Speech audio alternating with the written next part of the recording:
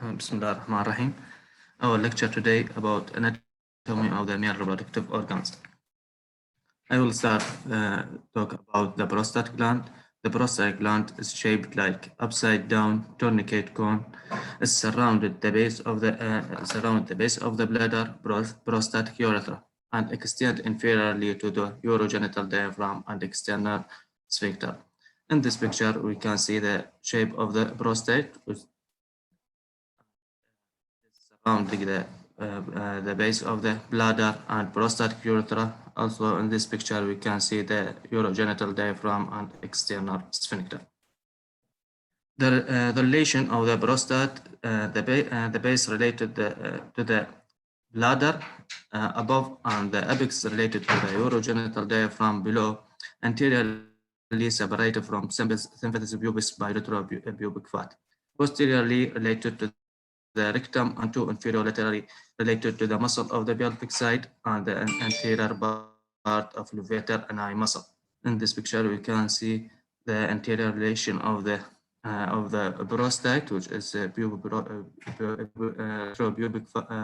fat, and posteriorly to the rectum, two inferior laterally related to levator and eye muscle, and the apex related to the urogenital diaphragm. The urethra enter the upper part of the prostate near the anterior surface and then assume more central in position before curve slightly anteriorly at the apex of the gland. And the neurovascular bundle is run craniocaudally along the posterolateral aspect of the gland. As in this picture, we can see the neurovascular bundle, which is in the posterior lateral of the gland, and also the urethra. This picture or view on the ultrasound, we can see the neurovascular bundle. Surrounding the prostatic gland surrounded by fibrous sheath derived from the pelvic fascia and continue with the puboprostatic ligament. The puboprostatic ligament runs from anterior and inferior part of the gland to the pubic bone and provide support to the gland. The prostatic venous plexus lead deeply in the fibrous sheath, and de novo fascia separate the prostate and seminal vesicle from the rectum. As in this picture, we can see the venous plexus deeply to the fibrous sheath and the puboprostatic ligament, which attached to the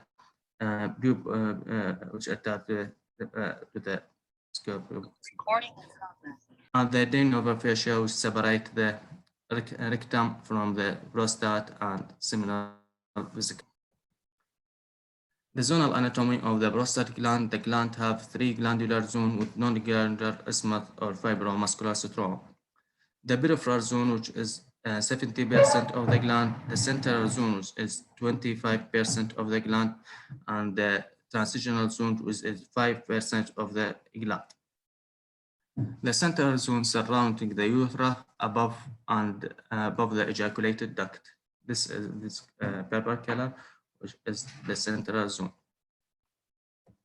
And the transitional zone, which is a narrow area surrounding the urethra inside the central zone at the level of ejaculated duct and verumentinum. As in this bluish color, you can see the transitional zone, which is narrow or small area.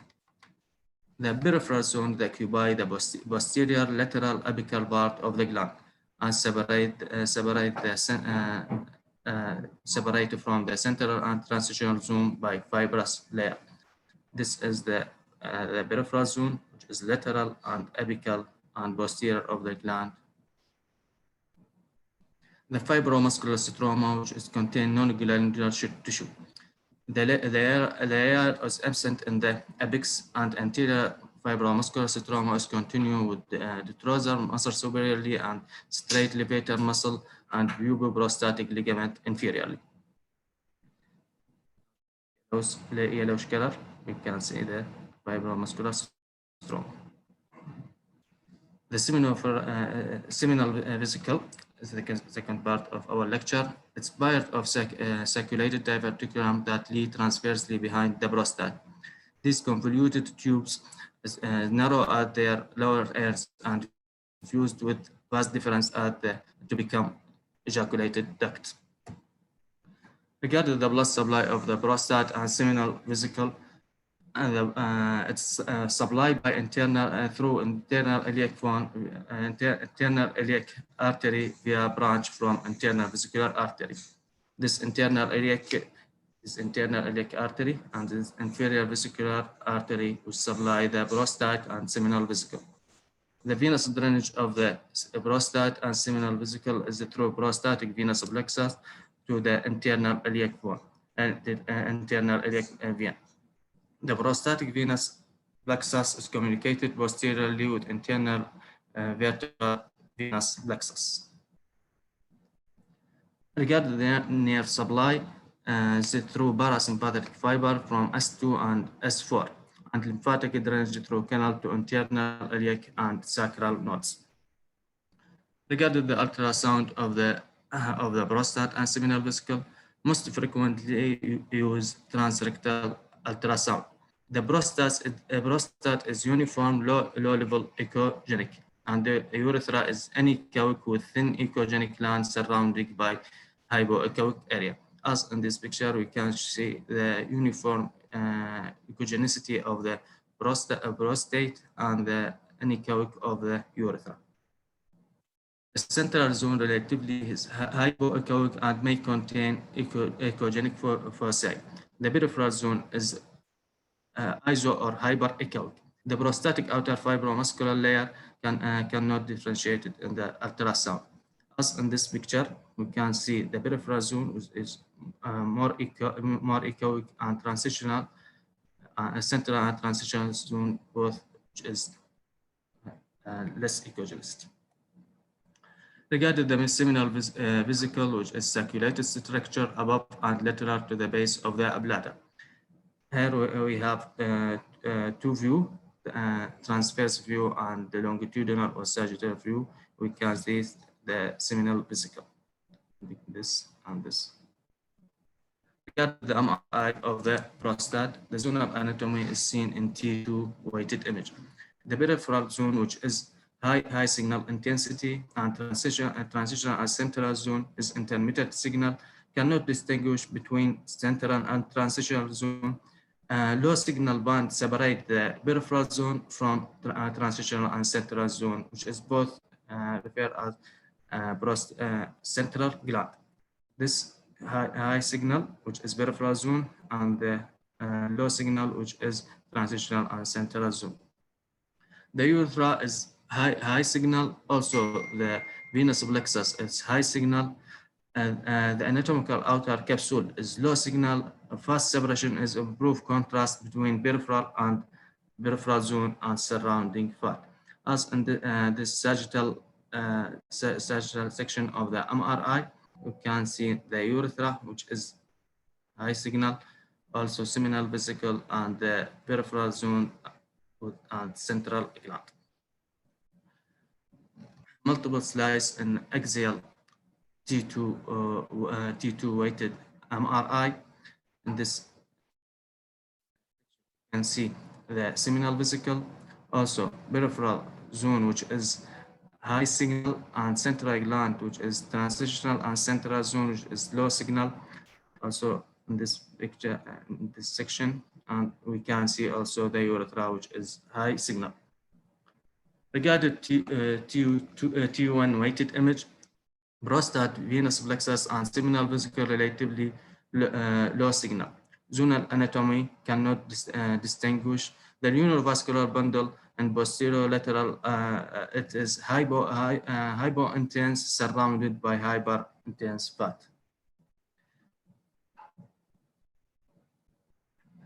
This is the prostate.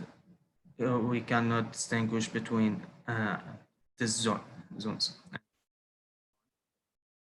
Regarding the CT scan, rounded soft tissue density, the zonal anatomy cannot distinguish in CT scan as this axial and sagittal section. We can see the calcification inside the prostate, but cannot see in the zonal anatomy of the gland. Regarding the vasograph, which by inject the contrast via vas deferens, it investigate the mere infertility, normally fill the seminal vesicle, and ejaculated duct.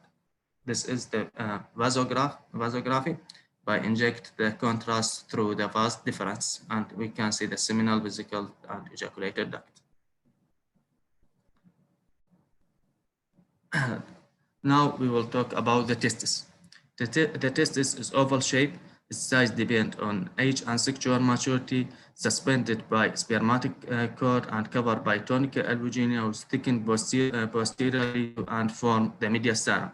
Multiple fibrous septa divided the testis to lobule. This is the shape of the testis and which covered by tunica albuginea and the posteriorly the mediastinum, and multiple septa separate the lobes. 250 to 400 lobules contain sperm-producing cell drained by a highly colic seminiferous tubule. This is the seminiferous tubule in the testis, and the seminiferous tubule converge on the mediastinum as 20 large ducts. Then the duct through the testis through the efferent ductule, which is about 10 to 15 efferent ductule to the head of the epididymis. This is in this picture. You can see the seminiferous tubule, then the testis, then through the efferent ductule to the head of the epididymis. The testis and epididymis are invaginated anteriorly into tunica vaginalis. The tunica vaginalis continue with peritoneum during development via process vaginalis. The outer covering of the testis and epididymis is a thick scrotum, which has midline septa.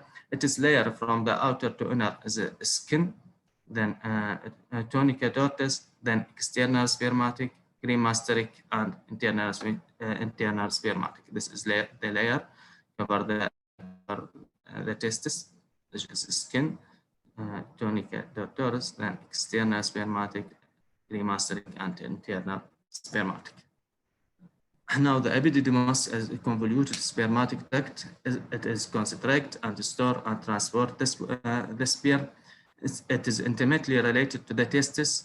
The head of the epididymis is lying above the testis, and the body it is posterolateral to the testis, and the tail is inferior to the testis. Then it's back at acute angle as vas deferens.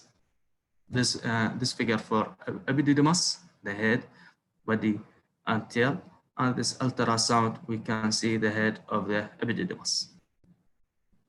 The vas deferens is extended from epididymis through the scrotum, inguinal, and pelvic, and fused with seminal vesicle to form ejaculated duct. From the epididymis, in acute angle, the vas deferens through the scrotum, then through the inguinal, then fused with seminal vesicle to form ejaculated. The spermatic cord, which is contained vas deferens, blood supply, venous drainage, lymphatic, and nerve of the testis, and is covered by fibrous sheath composed of external spermatic, cremasteric, and internal spermatic fascia. This is a cross section in the spermatic cord, which contains vas deferens, artery, nerve, and lymphatic drainage to the testis, and the covering of the spermatic cord, which is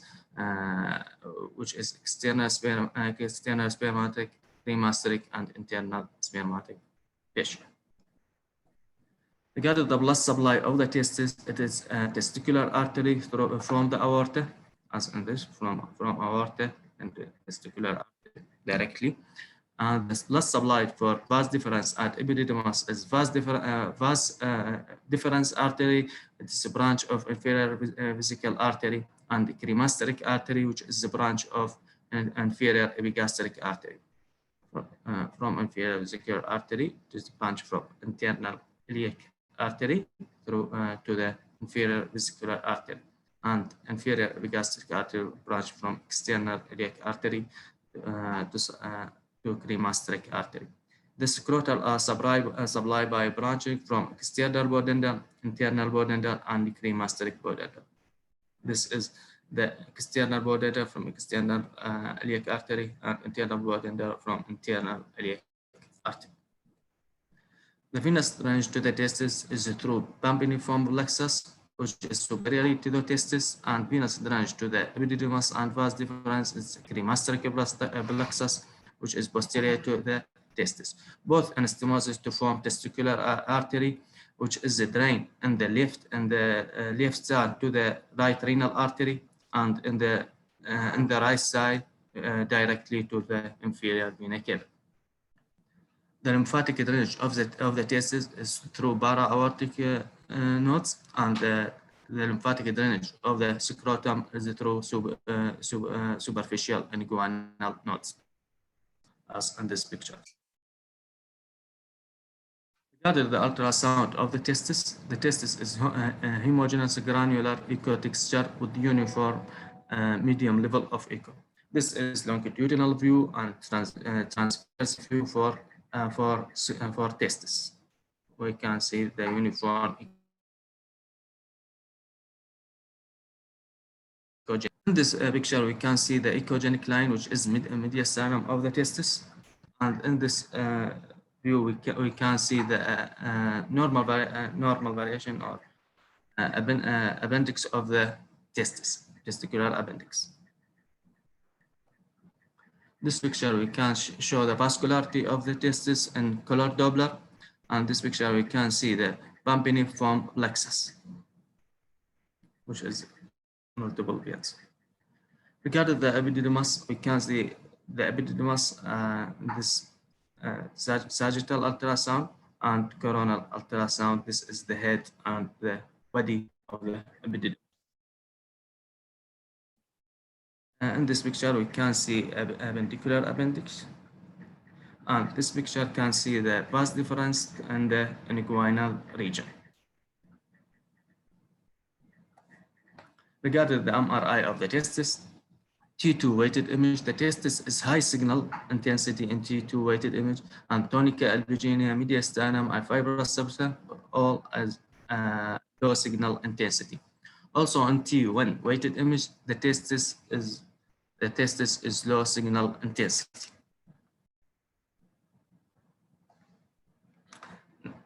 Lastly, I will talk about the penis, which is comprises of three cylindric of endothelial line erectile tissue, which arises from perineum.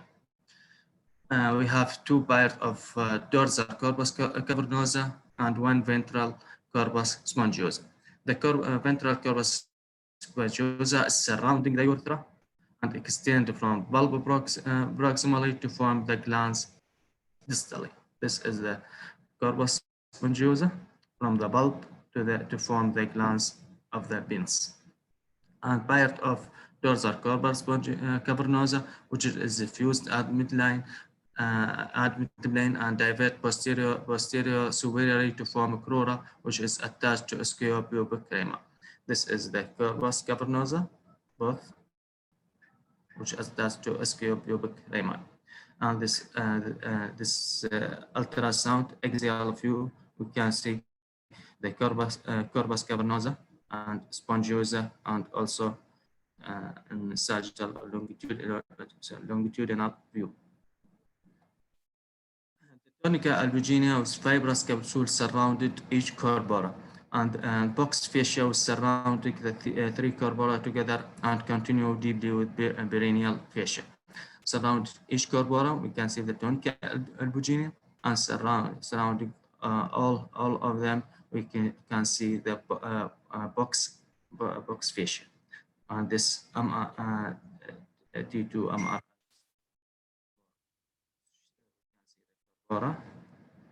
cavernosa and spongiosa and surrounding fascia.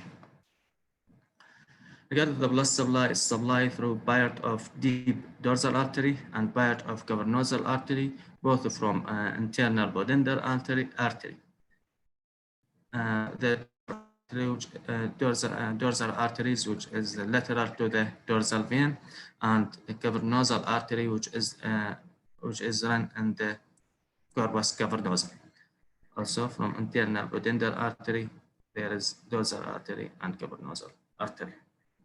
And this Doppler ultrasound of the Venous. Regarding the MRI, the corpora has high signal intensity in T2 weighted image and intermediate signal intensity in T1 weighted. The fascia has low signal intensity in both T1 and T2. This T2 weighted image, we can see the corpus cavernosa and corpus spongiosa. And here we're marking for cavernous artery and the surrounding fascia, buccal fascia of the venous. And this T1 weighted image, which is intermediate or low signal intensity. And in this picture, we can see the corpora cavernosa, and it is attached to ischiopubic, and we can see the bulb of corpus spongiosa. And this picture for a cavernosograph, which by inject the contrast through the corpora. And the last for our lecture. Now the question time. أفنسا. واحد عنده سؤال عاشت يدك دكتور حسين، بس عندك بالتلفظ مال البيرد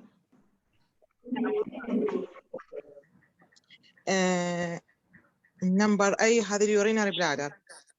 البلادر. تمارا عبد الجبار بي.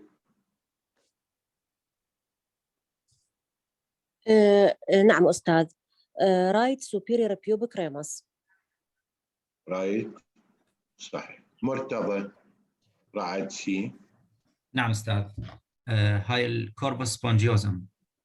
كوربس سبونجيوزم. كوربس الوحدة من يصير جمع كوربورا. اوكي. نعم.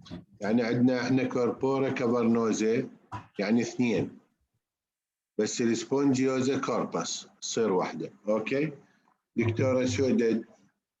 نعم أستاذ. دي left corpus cavernosum. بالضبط الليفت هذه. بقت الاي دكتور عزام. نعم أستاذ، هاي symphysis pubis. symphysis pubis. اكسلنت. اوكي استاذ محمد.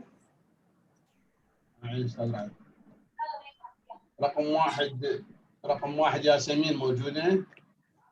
نعم أستاذ. إفديدوماس هيد. زين. رقم اثنين هديل كريم.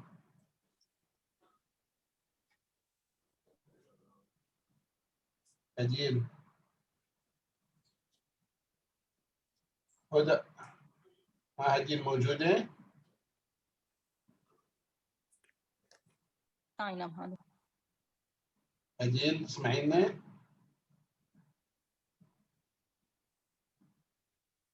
محمد خضير موجود؟ أي عمو بس الصوت دا يقطع، آسفة. الميديستاينوم أو التستس؟ نعم ميديستاينوم أو التستس. أوكي.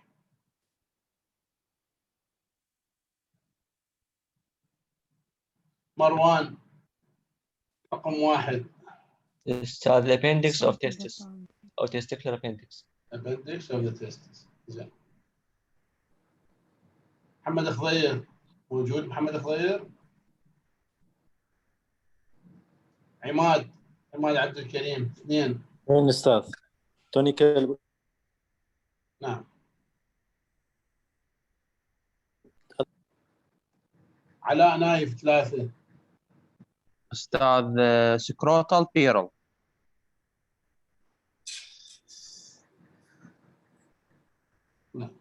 شنو التسمية الثانية؟